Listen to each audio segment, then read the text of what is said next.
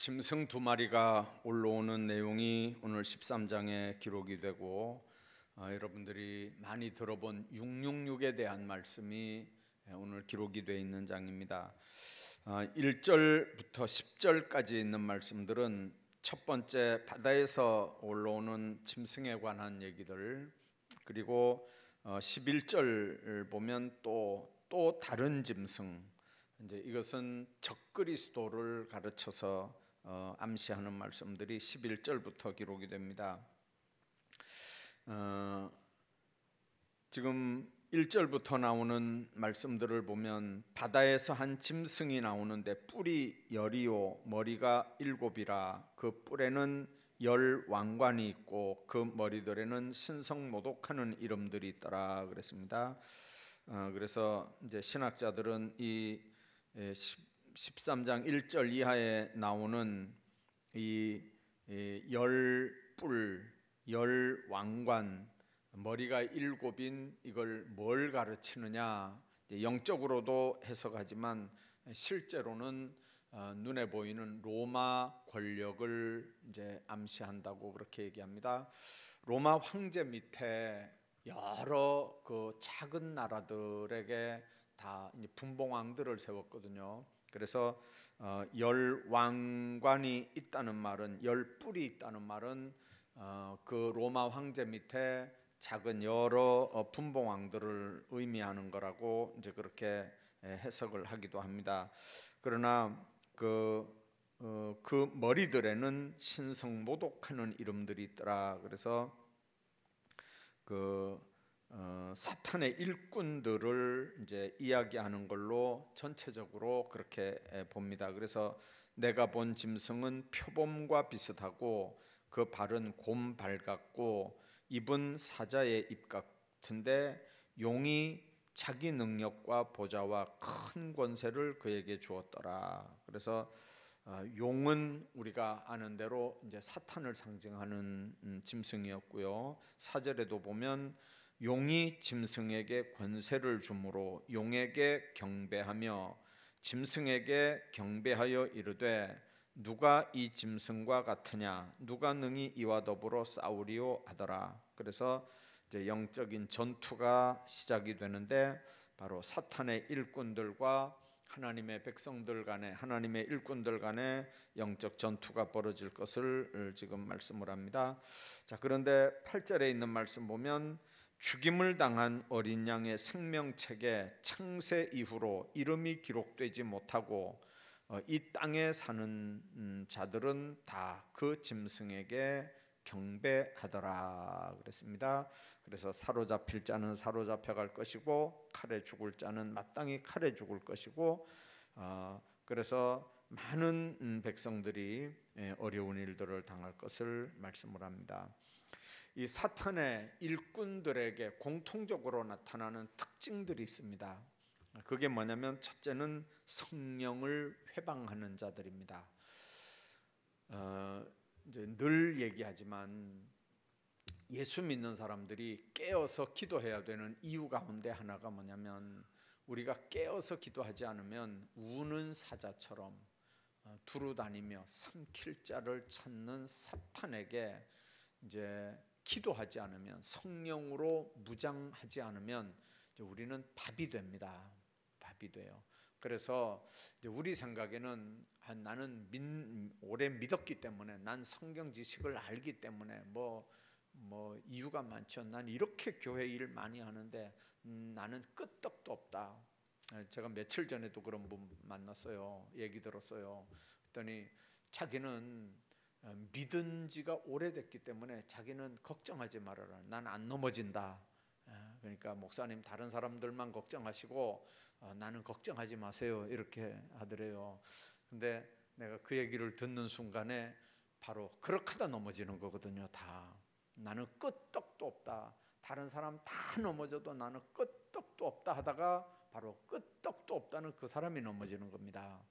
그래서 이제 예수님도 뭐 성경을 몰랐습니까? 예수님도 말씀으로 마귀가 예수님을 시험했는데요.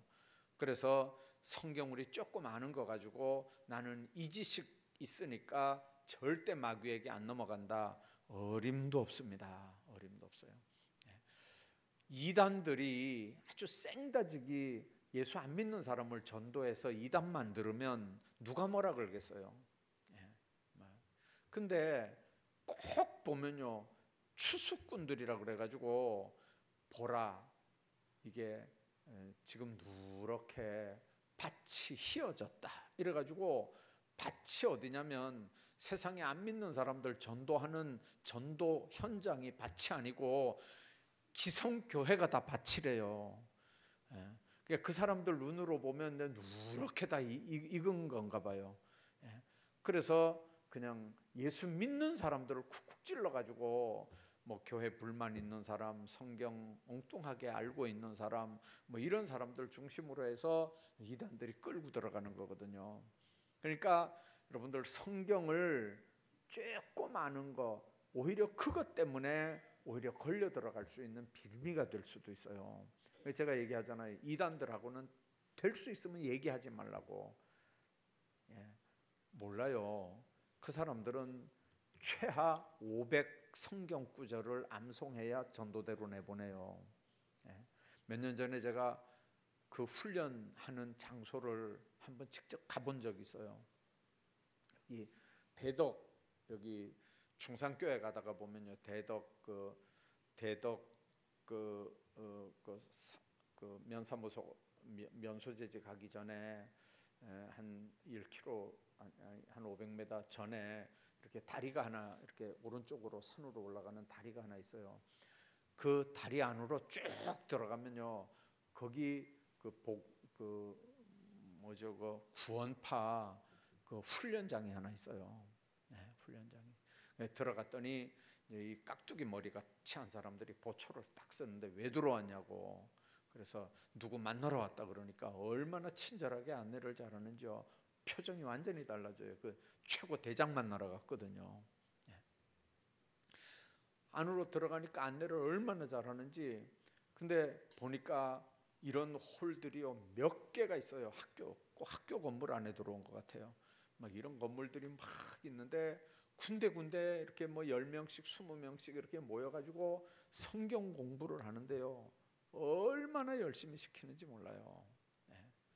근데 그 사람들이 그냥 그렇게 그 산에 들어와서 며칠씩 합숙 훈련을 하고 뭐 보름씩 20일씩 막 그렇게 합숙 훈련해가지고 또 내보내는 거예요. 그래도 거기서 그렇게 철저하게 훈련 받기 전에는 나가서 전도하고 뭐 무슨 교단이 뭐 그런 얘기 절대 자기들 얘기 못하게 해요. 그런데 그렇게 성경 구절 많이 암송한 다음에는 자기들끼리 또 연습을 해요.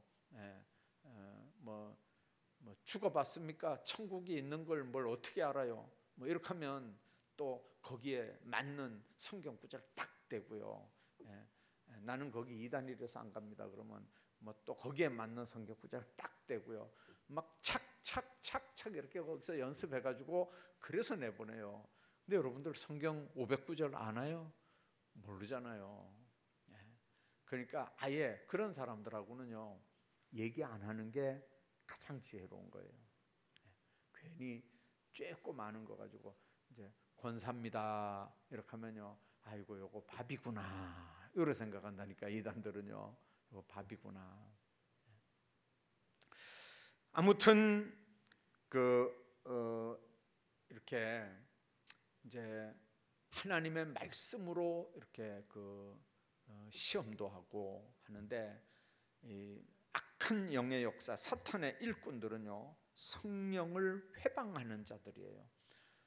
그 말은 뭔 말이냐면 말씀의 역사도 회방하고 기도의 역사도 회방해요. 그래서 기도해야 될 이유가 뭐 있겠어요? 성경 많이 알면 또 뭘 하겠어요? 그저 열심히 교회만 왔다 갔다 하면 되죠. 충성은 무슨 충성요? 교회 충성하다 보면 얼마나 속 시끄러운 일이 많은데 그냥 교회나 왔다 갔다 하면 되는 거죠.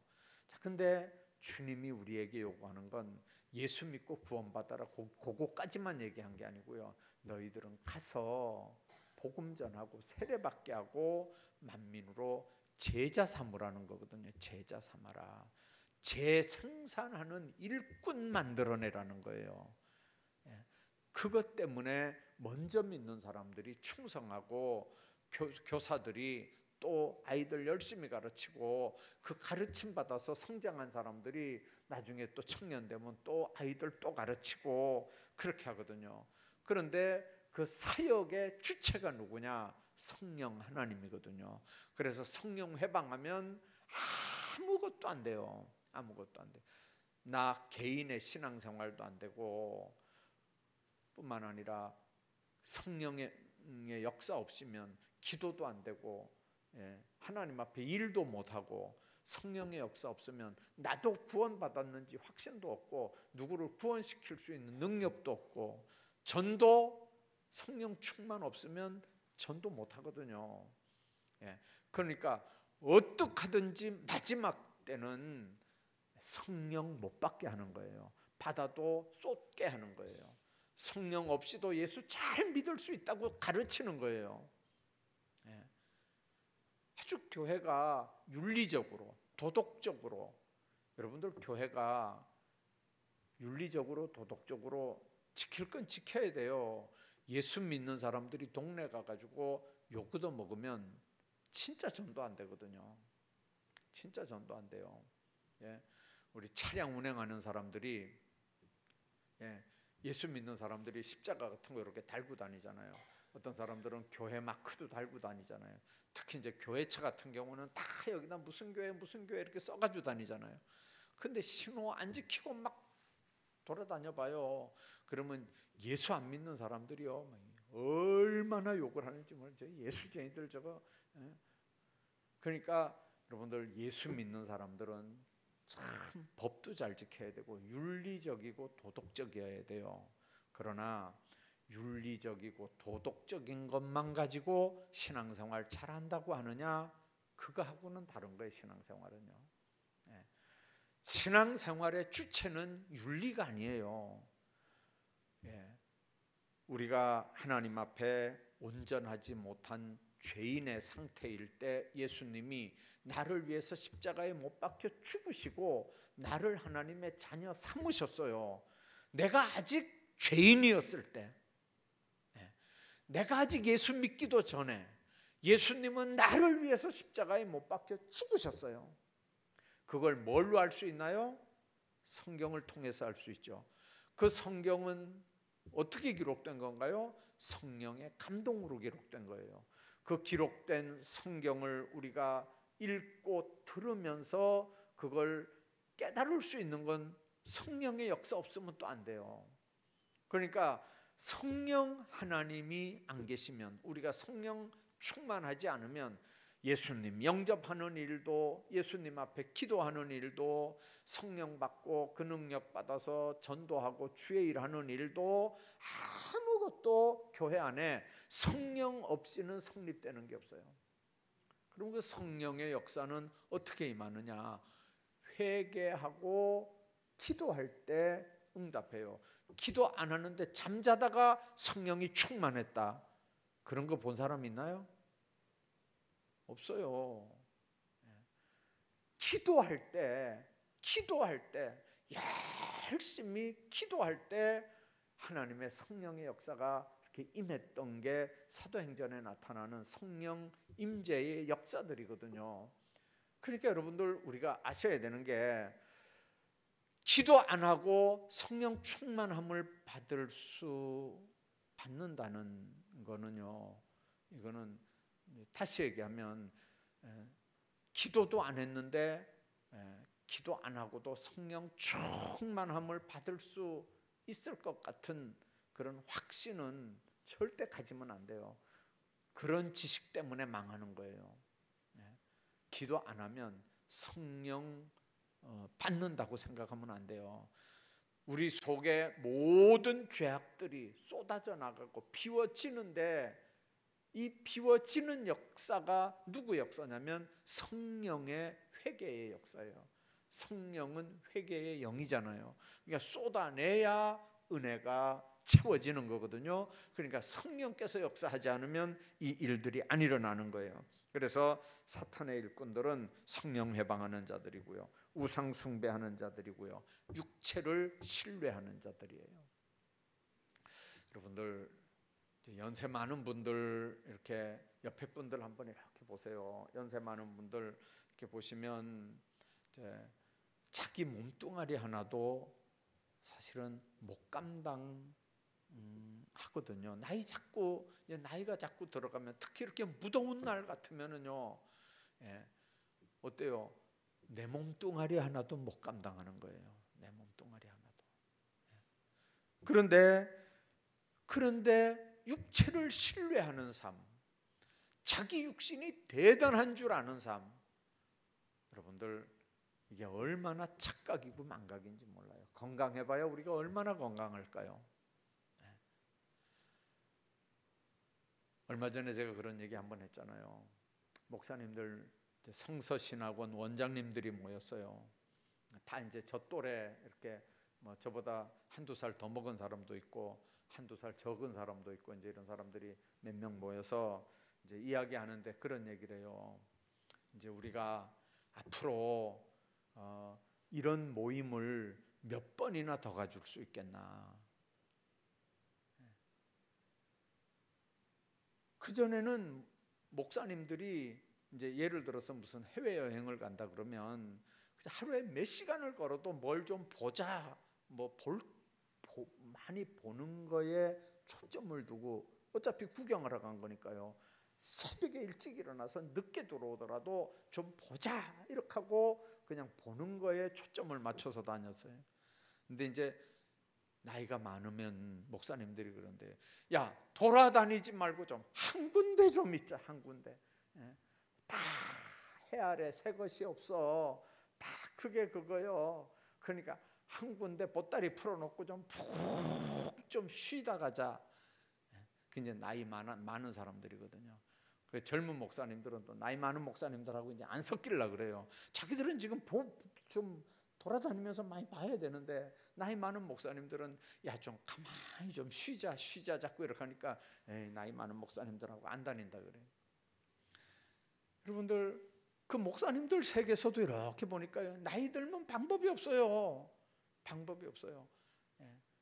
그냥 그게 여러분들 남 얘기가 아니잖아요. 여러분들 한번 가만히 한번 봐봐요. 남 얘기인가? 그래서 나이가 들면 들수록 내 몸 하나도 사실은 감당하기 어려워요. 감당하기 어려워. 그런데 건강을 믿어요? 여러분들, 육체를 신뢰하는 사람이 제일 어리석은 사람이에요. 자기 육체를 신뢰하는 사람이 제일 어리석은 사람이라고. 인간이 대단한 것 같아도요, 이 날씨만 조금만 몇 도만 이렇게 높아도 일사병에 걸렸니 뭐 열사병에 걸렸니 막 하면서 사람이 맥을 못 추잖아요. 어떤 사람은 뭐 밥을 못 먹는다 그러고, 어떤 사람은 뭐 잠을 못 자니까 뭐 뭘 어떻다 그러고, 뭐 기억력이 뭐 어떻다 그러고, 뭐 별별 소리를 다 해요. 온도 몇 도만 높아도 이래요. 우리 몸을 건드리는 게 아니에요. 몸은 가만히 놔두고 온도 몇 도만 이렇게 높아도요, 뭐 말이 많아요. 얼마나 많은지 많아요. 그 인간이 대단한 것 같아도요, 세상에 약한 게 인간이라니까요. 근데 육신을 신뢰해요.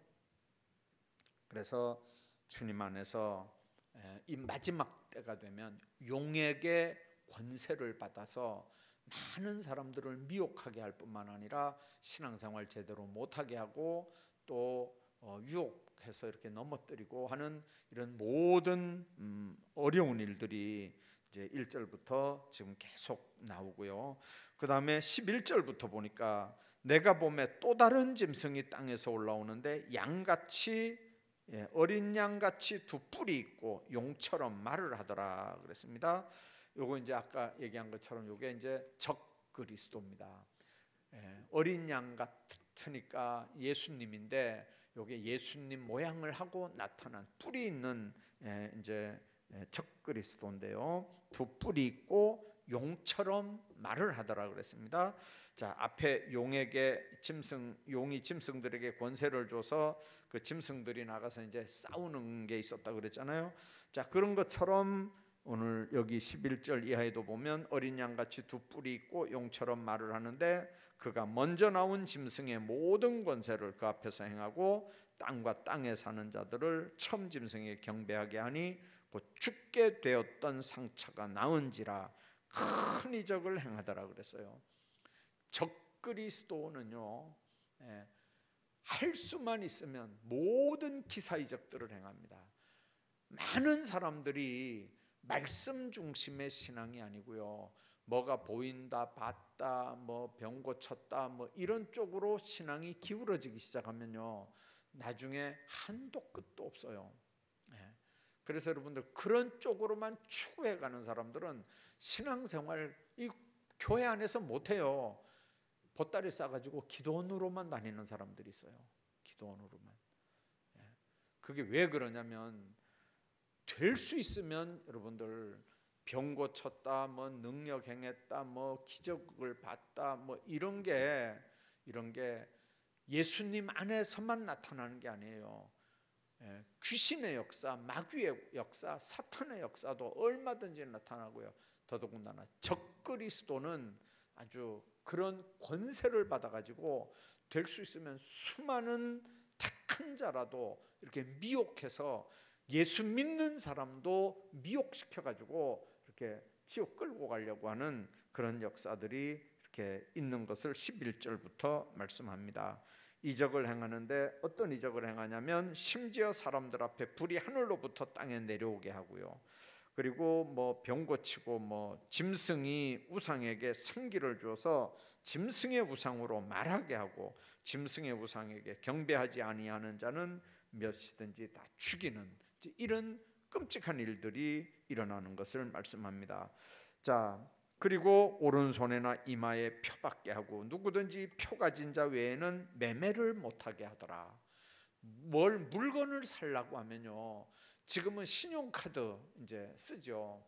그러나 그 전에는 신용카드 했습니까? 현금만 있었잖아요. 그래서 현금이 있고 신용카드가 나올 때쯤에 미국에서부터 세계적으로 성경을 이렇게 풀어나가는 사람들이 뭐라고 얘기했냐면 신용카드가 곧 666표다. 그래서 신용카드 사지 말아라, 갖지 말아라, 이제 이렇게 대대적으로 가르쳤어요. 그래서 보수교단 교인들은요, 지금도 현금으로만 뭘 하지 신용카드 사용을 절대로 안 해요.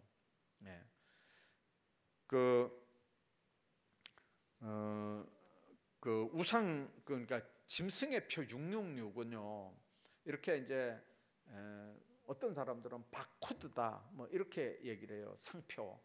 또 그 바코드는 세계 공용이거든요. 그래서 나라마다 앞에 이렇게 세 자리 번호가 있대요.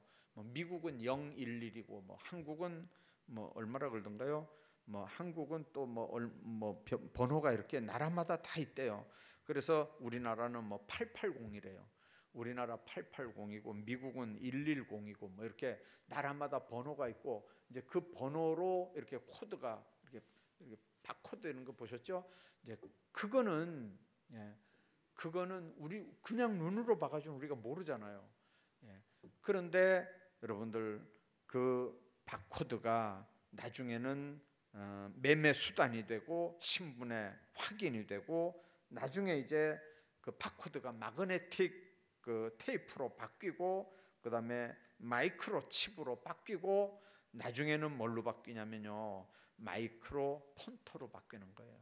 그래서 여러분들 혹시 텔레비전 같은 데서 이렇게 보면 뭐 고래 같은 거 잡아가지고 이렇게 날개 같은 데다가 뭐 이렇게 칩을 집어넣잖아요. 그리고 이렇게 이제 고래를 보내면 그 칩에서 이렇게 나오는 이 전파 때문에 이 고래가 어디로 돌아다니는지, 대서양, 태평양 어디로 돌아다니는지 이 사무실에서 이 컴퓨터 앞에만 앉아 있으면요, 모니터에 다 나오는 거예요. 그게 어디로 돌아다니는지. 그럼 여러분들 한번 생각 한번 해봐봐요. 만일 이제 앞으로 지금은 신용카드도 가지고 다니고 뭐도 가지고 다니는데 이제 그렇게 안 가지고 다니고 여기다가 고래처럼 사람들 손에 보이는 데다 이런 데다 심는 거예요. 그걸요. 딱 심으면 물건 사면 이렇게 손에 이렇게 딱 하면 그냥 딱 나오는 거예요. 뭐 주민등록도 필요 없어요. 이거 딱 보이면 우리 신분 다 나오니까. 자, 그래서 이게 바코드다. 666이라는 게 바코드다. 이래가지고 절대로 바코드 이거 사용하면 안 된다. 지금은 신용카드지만 나중에는 이게 몸에다 심는 칩이 된다. 이렇게 가르치는 교단도 있어요. 자, 그런데 666은요. 666은 이제 우리는 그렇게 그 어떤 교단은 그렇게 믿지만 또 어떤 분들은 그렇게 안 믿어요. 이제 왜 그러냐면요. 이 666이라고 하는 이 단어를 여러분들 이제 잘 한번 생각하셔야 되는 게 이스라엘은 이제 이 성경이 기록될 이때만 해도 1, 2, 3, 4 뭐 이런 아라비아 숫자가 없었어요. 뭐 또 로마 숫자도 이제 그 뒤에 있었던 얘기고. 근데 그때 그 사람들은 어떻게 썼냐면요. 알파벳에 이제 그 알파벳에 숫자를 이렇게 부여를 했어요. 요거는 예를 들어 알파 하면 요건 1, 베타 하면 뭐 10 뭐 이런 식으로. 그래서 666을 결합을 딱 이제 알파벳으로 이렇게 연결을 딱 시켜 보니까 요게 기가 막히게 네로 이렇게 나왔어요. 네로.